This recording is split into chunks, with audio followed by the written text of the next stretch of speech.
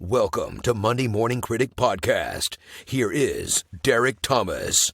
Actress Brittany Murphy has died Media at the age and of paparazzi 32. surrounded the home that she shared with her husband, Simon Monjack.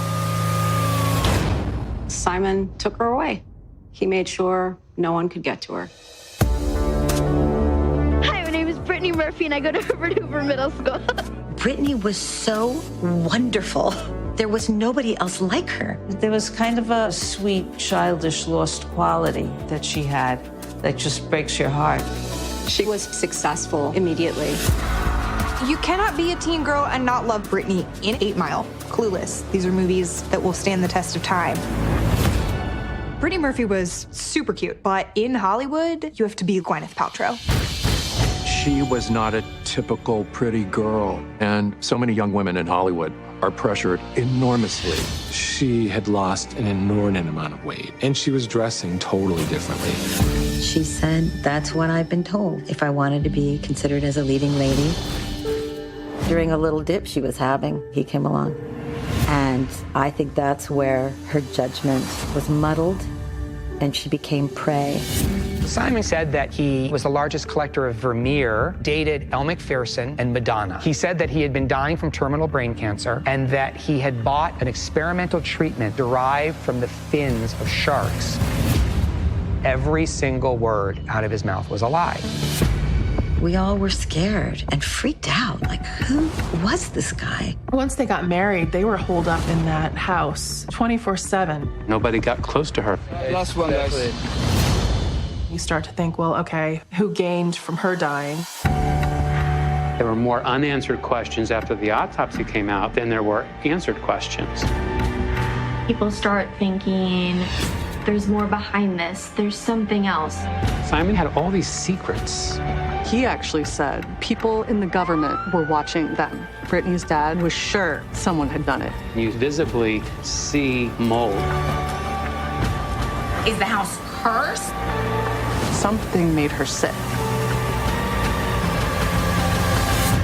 A healthy 32-year-old doesn't just die.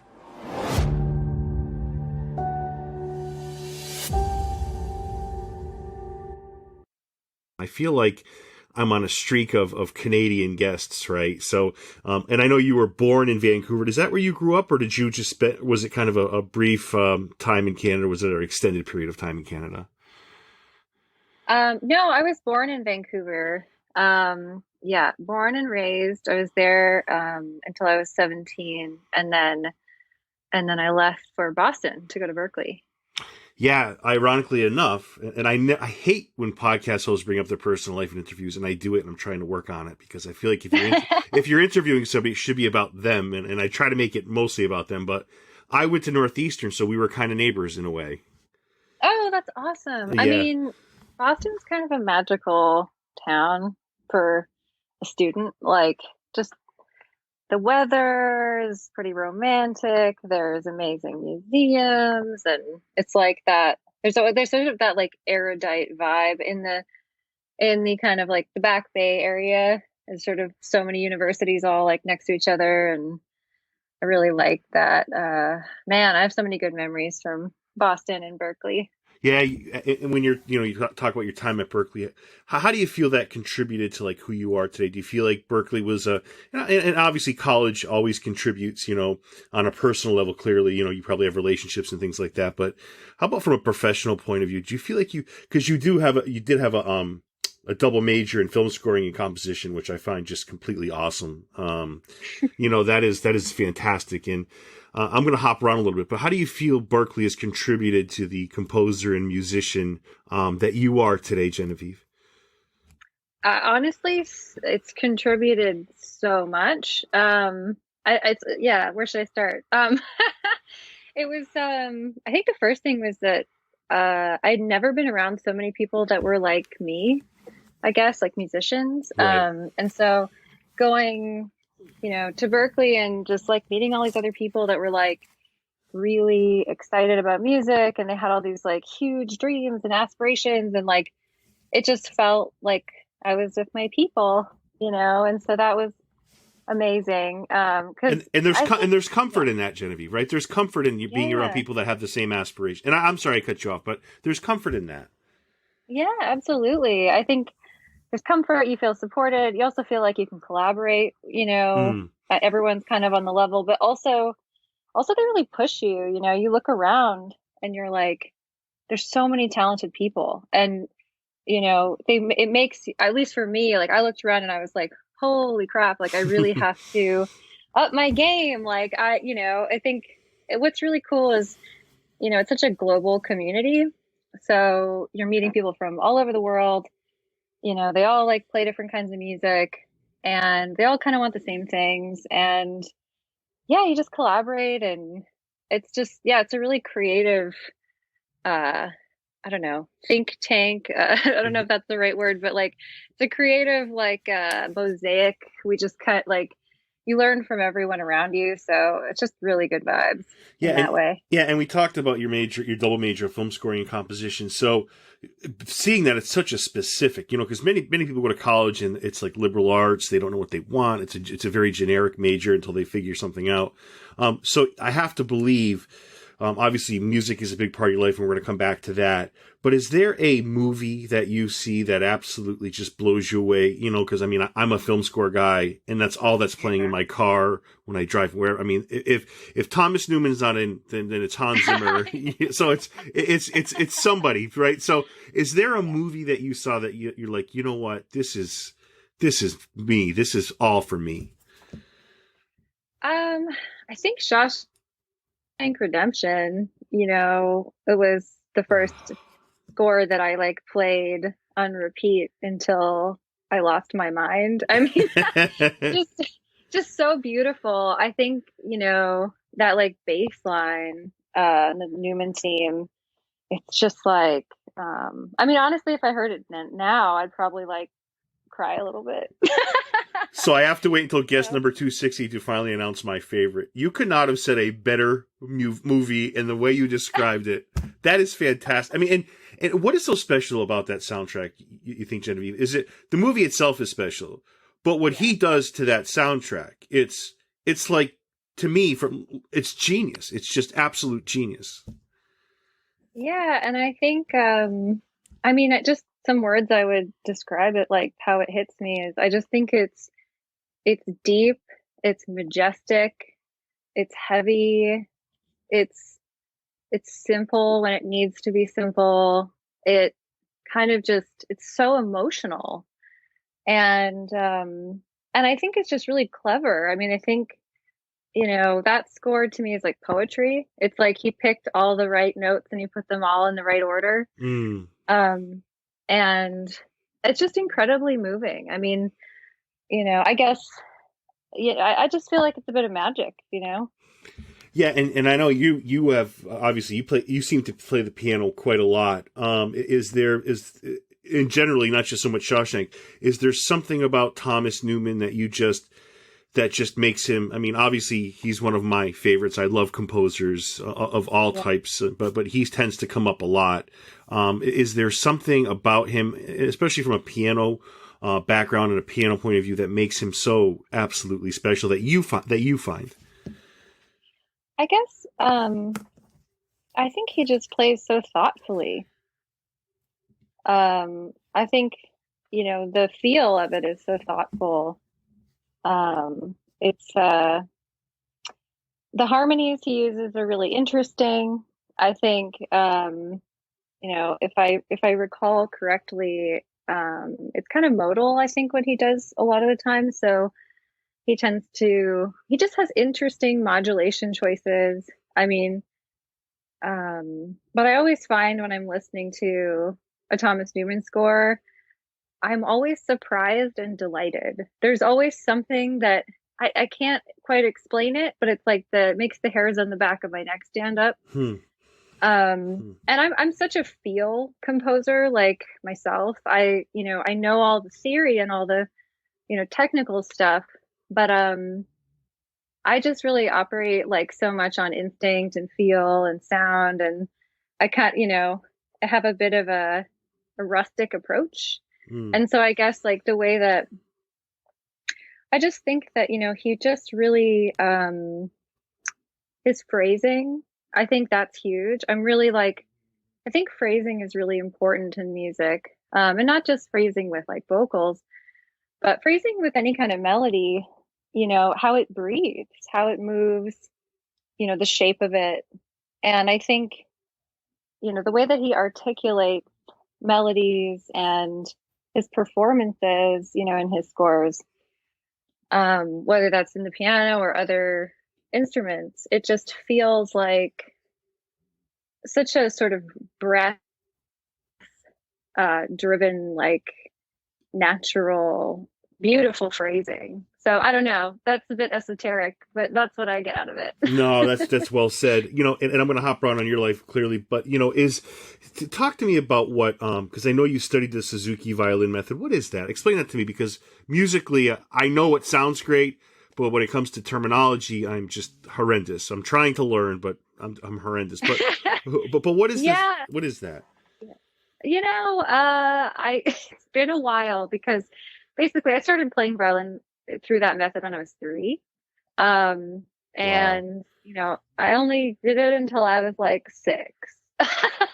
But the thing was, so it's been a while, so I can't really speak to it. I think the reason why, I think it was like really crucial in my musical education. So basically I did violin from like 3 to 6, and then I just begged my mom to do singing lessons and to do like piano and singing and change over a little bit towards that. And she would only let me do that if I studied classical voice, opera, classical music. So because she sort of saw that as serious music.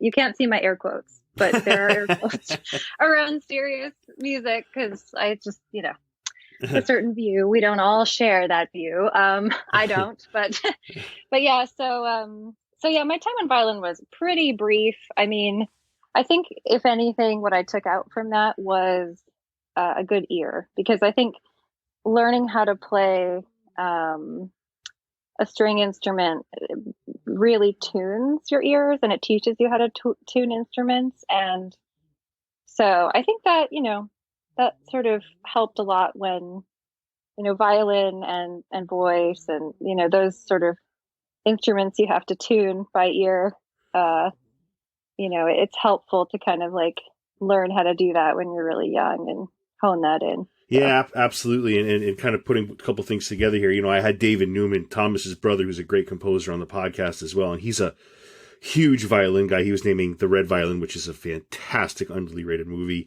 Harry Potter. But let me ask you, you mentioned 3 years old. Is music like language, Genevieve, in the sense that you really have to start young? I mean, or it's much more beneficial to start young when you're learning? Because I feel like, are there, classical pianists that have started when they're, in their 30s? Like, I don't know. Maybe there are. I don't know. But it would seem to me that, and it sounds like you did a lot early, and obviously you continue to kind of build off of that. But is starting young crucial, would you say? I actually wouldn't say it's crucial. I think that there's some nature and there's some nurture involved. I think, if you hear music when you're young, I think that's important to hear it. And I think, there are some musicians who never take a single music lesson in their life, and they're geniuses, and they hear it all. They hear all the things. I mean, you can go to school to learn how to explain what something is, and you can learn technique and you can learn skill. But I think, the innate musical ability part of it, I think that's kind of a nature thing. And I think, I've definitely met a lot of musicians, especially in bands, who are absolutely brilliant. And they never studied it formally, but, they're coming up with things that are so complex and so interesting. So I think, I was really fortunate to get like that kind of nurturing when I was little, and I was encouraged, and that's really lucky. I think it helped me a lot to kind of like encourage me that, I could do it, and it was like, okay, you're good at this. Like, let's focus on that. Was Mom a musician? She was never a professional musician. She's a producer. But she played piano when she was young, and she loved piano. And so I think she was really excited that I was like super into music when I was really little. And she told me that like when I was a baby, I would just like sing, like as a like infant. I'd just be like singing like wacky baby stuff all the time. So I think I just always liked sound. It's funny that you said it because a lot of your work is really vital, and I want to talk about two of the. I really love two, more than two entries in your filmography. I'm really blown away by it. So when it comes to background, we kind of touched on Berkeley. We've touched on starting young. Is there anything else that you really felt contributed a lot that I haven't mentioned to really your development as a musician? Because I certainly don't want to leave anything out because I really believe you have a very unique style. Is there anything that I've left out that you consider a big part of your life as far as your development musically?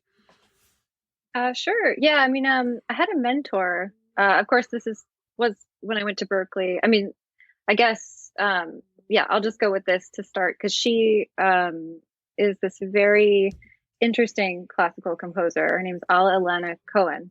She's a composition teacher. And when I was at Berkeley, she's the reason why I majored in composition as a double major. Because I never really thought that I necessarily was a composer.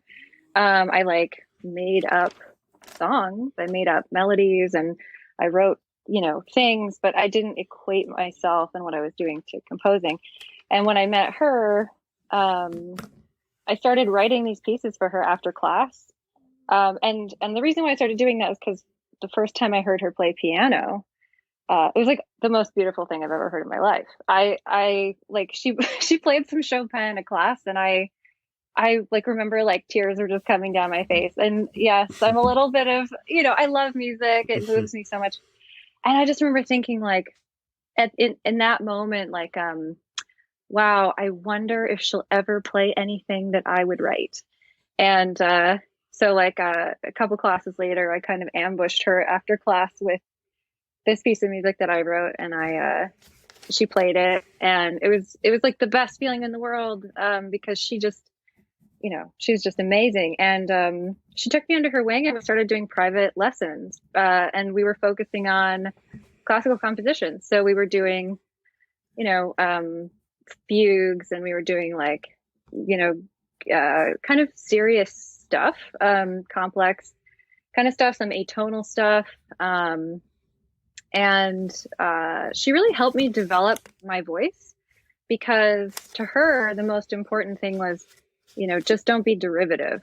And I mean, in the world of film scoring, we can't escape the tropes of the genres that we work in. And same with songwriting. I mean, in pop music, or music, to be consumed by the masses, I think it's really important to respect those tropes. They're there for a reason and they work.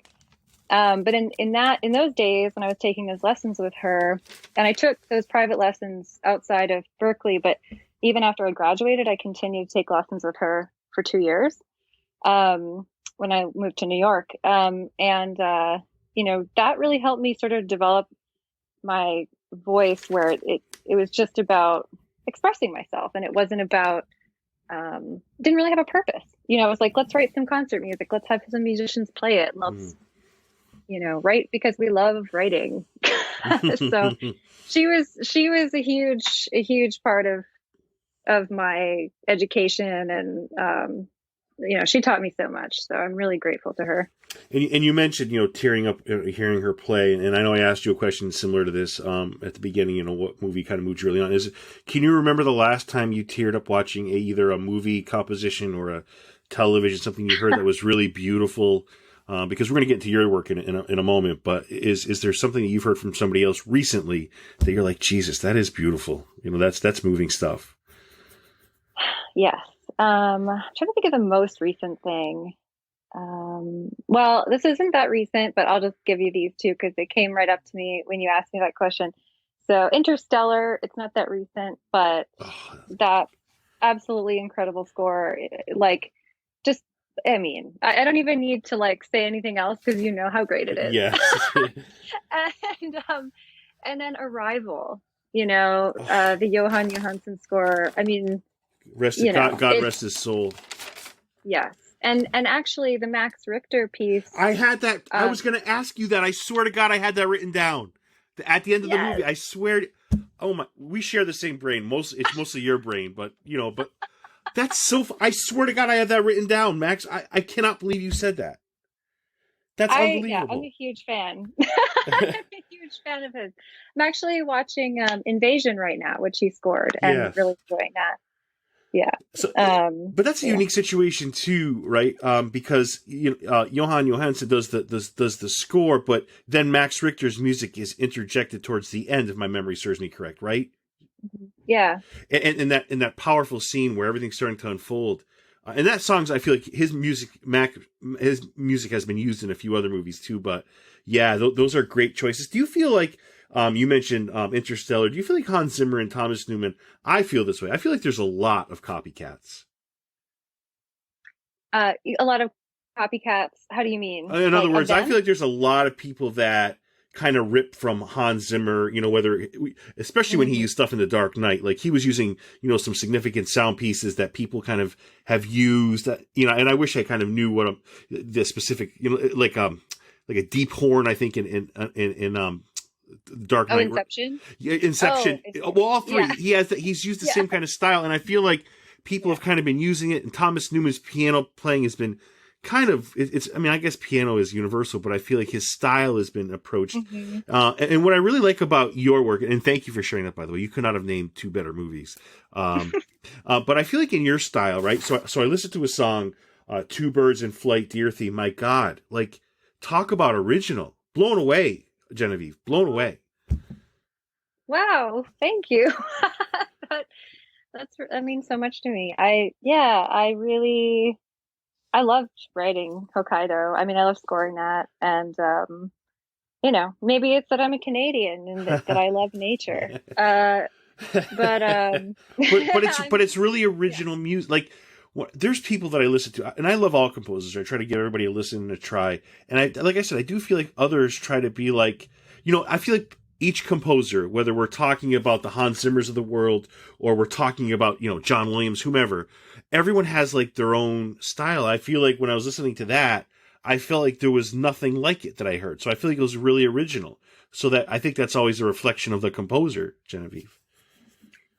Well, wow. That's probably the nicest thing anyone's ever said to me. So thank you.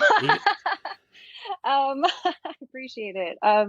Yeah, I mean, I think when I approach something, I just, I guess I try to listen to the music that isn't there. I don't use a lot of references. I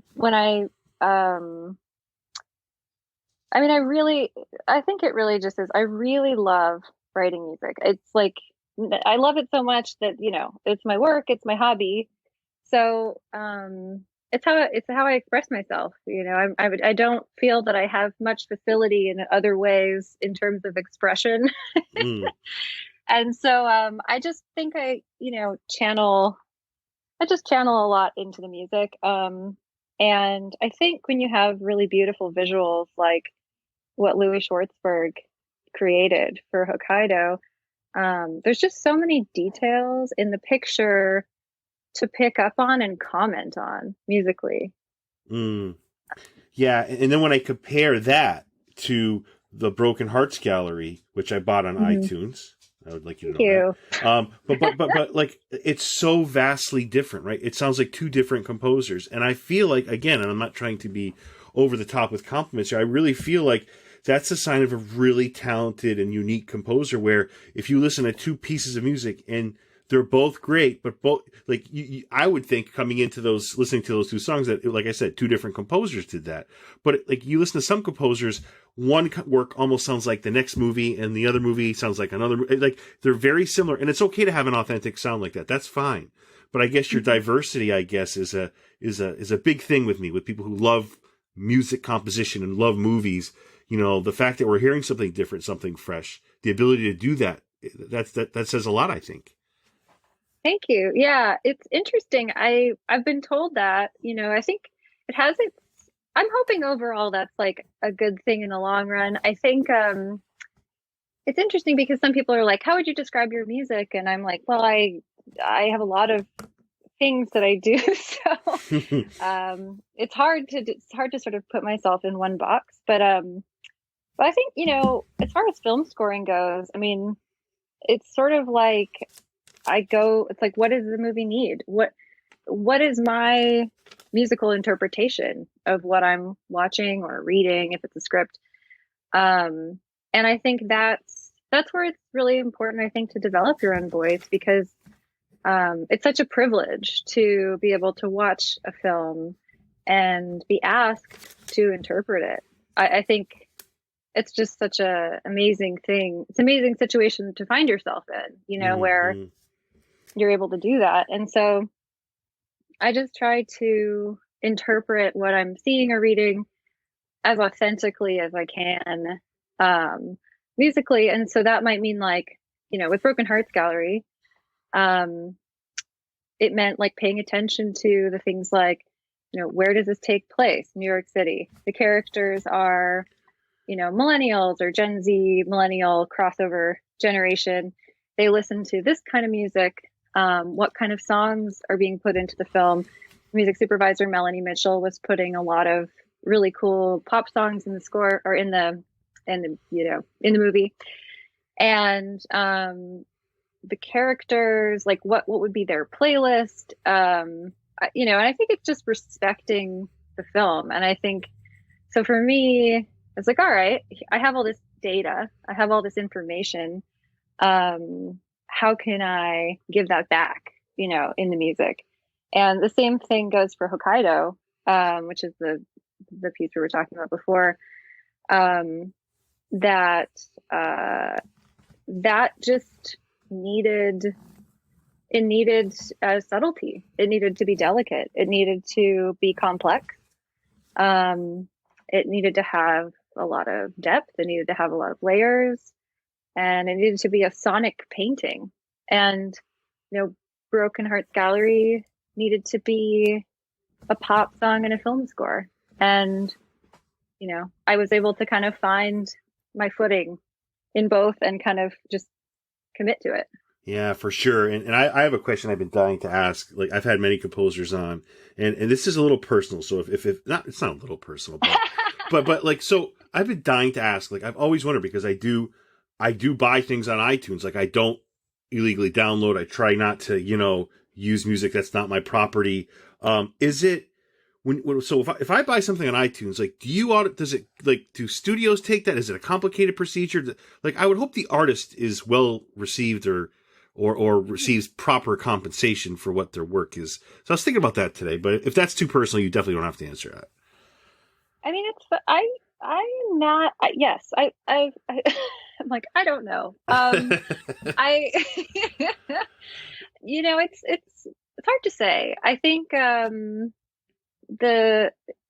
I might sound like a fool for saying this, but a lot of the time the money stuff is a bit of an afterthought to me. Yeah. Not because I don't need the money, because I definitely do need it to live. And, I've had some hand to mouth years for sure. Right.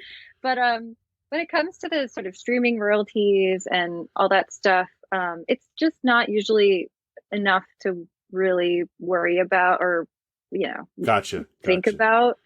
So, and all deals are different too. There's some, you get your performing rights royalties. So your writers share from your performing rights organization, and mine's BMI.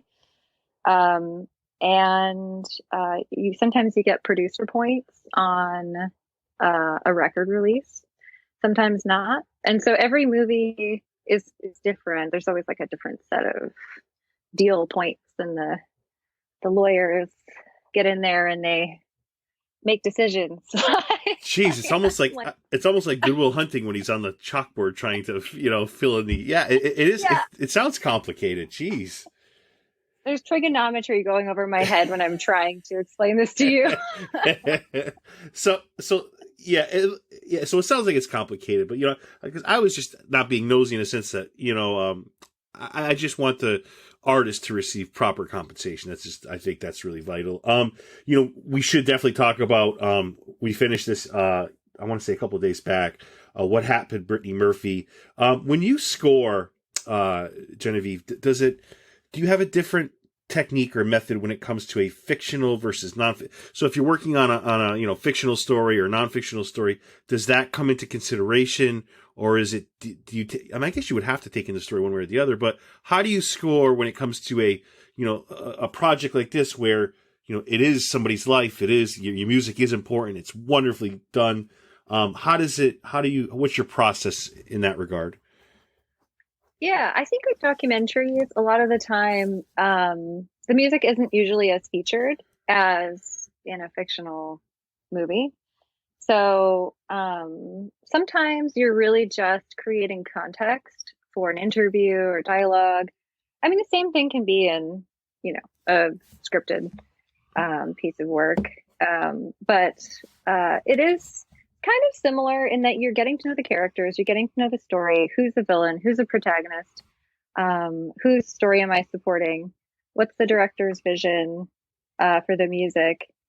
And so I think there are a lot of similarities. The differences, I think, for me are subtle. I probably adapt my technique without thinking about it to a certain extent. But I do think with documentaries, the main thing is there's typically more dialogue. Yeah. But I think the music does. I think even if people aren't like aware of it, like obviously we talked about Hans Zimmer before, where his music is it kicks the door down and makes its way through. Even in a documentary like this, your music really does push, navigate that story along. Like, I mean, I pay particular attention to music, so I notice it, but I do feel like it's there, whether people notice it or not. Every second of the documentary is another thing to be said, but I do feel like it's there and it does drive the story.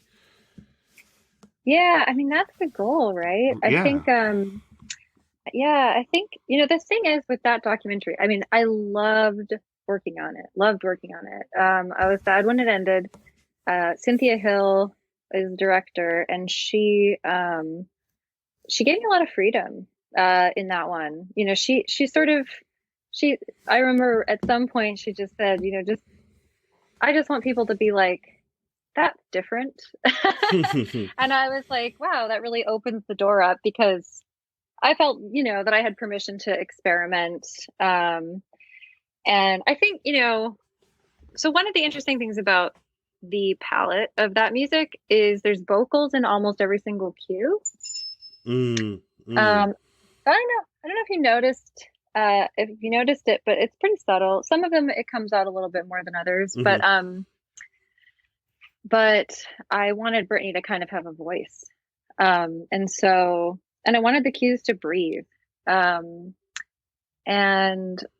I wanted you to feel the humanity, and so it felt like bringing vocals in a lot of ways was going to do that. And so I actually ended up singing, myself on almost all the cues. But I didn't just straight up sing. I sampled my voice in a whole bunch of different ways. So I used it as a percussion instrument. I used it sort of like in phrases, and then I like pitched it down so that it sounded like a synth, or that it sounded like a cello. And I kind of got a little sound designy with it. And then like for some of the percussion, I like sampled waves, like ocean waves. And then I reversed them and created a loop to like, it's the cue that's in the end credits. So this sort of starts out with this percussive beat and then goes into like this sort of vocal pad type atmospheric thing. And then these sort of irregular percussive sounds start to come in. And that's the ocean backwards. It does work. Go ahead, finish your. But I really feel like everything you're saying now does, and watching it, everything you're saying makes it work. And it's like I said, going back to being unique and original. That's what all of this is. Yeah, totally. Because it's what the film deserves. I mean, it deserves its own special thing that nobody else has, that only, exists for that film. And so the ocean thing, I think just was sort of metaphorical to me, like the sound of something ebbing and flowing and dissipating. It kind of felt like, well, that's kind of like life, isn't it? And the story of, in the first episode, it's really covering a lot of Brittany's life and her filmography. And of course, we're getting to know sort of like how things are spiraling. But in the music, I really tried to follow that in terms of like, it gets darker and darker and darker. So by the time we get into the second episode, we're doing pitch bending, which is like bringing us these sort of like unsettling, we're moving through notes. We're going out of tune. We're descending. There's a lot of downward motion to try to kind of get across basically how Simon was dragging her life down. No, that's well said. Yes, absolutely. Yeah, thank you for all this time. I have one last question for you. So sure. Give me one thing that you really love about being a composer and one thing you wish was different or that you dislike. It's a hard question. You're also, I should say, a songwriter and a music producer, obviously. So I wanted to get that out there. So, but like, what is one thing that you really love, or one thing that maybe you would change, or that you're not really high on? I love making art, and I love, and to that point, I love collaborating. So maybe I love collaborating. Maybe that's my favorite part about being a composer. It's collaborative. Yeah. That's the biggest. How about one thing that you would change, or that you're not really a fan of?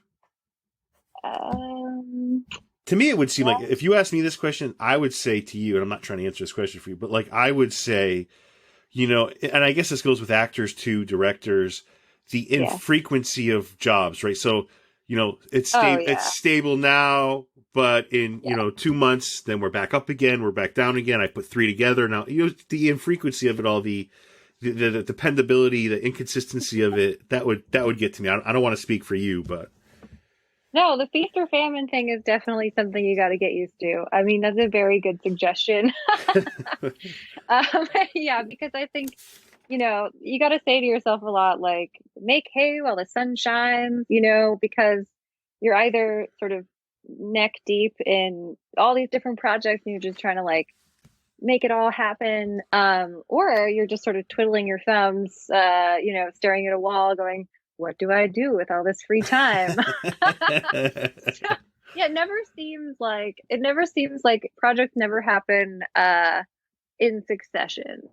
Yeah. It's always concurrently. So, yes, that's a great one. Well, speaking of which, I will end with this. What is around the corner for you? Are there any projects you could talk about? Anything in development? What are you up to after, moving forward? What is going on in Genevieve's life?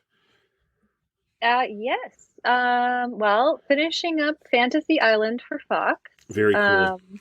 A show, which is super, super fun to work on. And I got to shout out my music supervisor, or, the show's music supervisor, Melanie Mitchell, because she's super fun to work with.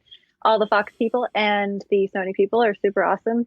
The showrunners, Sarah and Liz, are super awesome to work with. And now moving on to what I'm working on next. I'm finishing up a rom-com called Let's Get Merried for VH1. That's produced by Eva Longoria and Blue Eyes Pictures. Nice. And directed by Veronica Rodriguez. And that was just announced in Deadline. And yeah, that's going to be super fun. Lots of holiday vibes, some girl power vibes. Her name is Genevieve Vincent. You are so talented, Genevieve, and I'm so lucky to have had you on the show today. Thank you so much, and I hope you come back on down the road.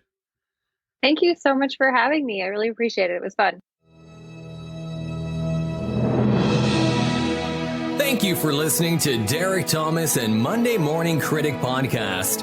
If you enjoyed this episode, you can also connect with Monday Morning Critic on Instagram and Facebook, MDM Critic on Twitter, subscribe on Apple Podcasts or wherever podcasts are found.